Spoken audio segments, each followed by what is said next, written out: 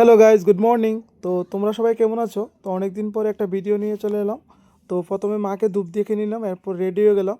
তো রেডি হয়ে ব্যাগগুলো আগে রেডি করে রেখে দিয়েছিলাম। তো এখন এই ব্যাগগুলো নিয়ে চলে যাব বাজারের দিকে, কারণ 2-3 দিন দোকান খোলা হয়নি প্রচণ্ড ঠান্ডার কারণে। তো এখন চলে যাচ্ছি বাজারের দিকে। রাস্তাটা অনেক ফাঁকা ছিল। তো আজকে চলে এলাম বাজারে। আসার পর প্রথমে নিতে হবে আলু। তো অনেকক্ষণ আলুর কোয়ালিটিগুলো দেখলাম, ভালোই ছিল।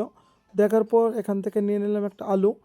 আলু নেওয়ার পর আমার নাম লিখে দিলাম, কারণ আমি গাড়ি দিয়ে পাঠাবো আজকে। তারপর পেমেন্ট করে দিলাম। পেমেন্ট করার পর এখন নিতে হবে সবজি। প্রথমে বাজারটা ঘুরে দেখবো যে কোথায় কোয়ালিটি ভালো আছে সবজির। তো এখানে দেখতে পেলাম সিমের কোয়ালিটি খুব ভালো ছিল, তো এখান থেকে কিছু সিম নিয়ে নিলাম।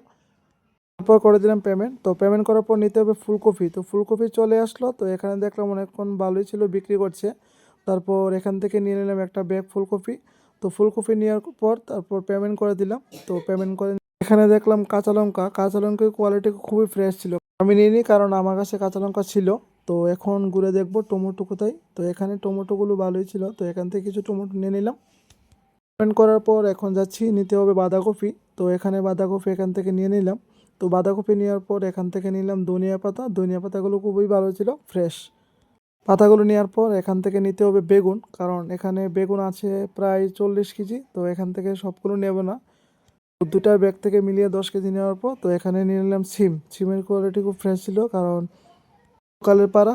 তারপর সব কিছু নেওয়ার পর পেমেন্ট করে দিলাম। তো পেমেন্ট আর বাজারে কি আছে, তো বাজারটা অনেকক্ষণ ঘোরার পর দেখলাম এখানে ক্ষীরে। তো ক্ষীরেগুলো একদমই ভালো ছিল, ফ্রেশ। তো এখান থেকে নিয়ে নিলাম কিছু ক্ষীরে।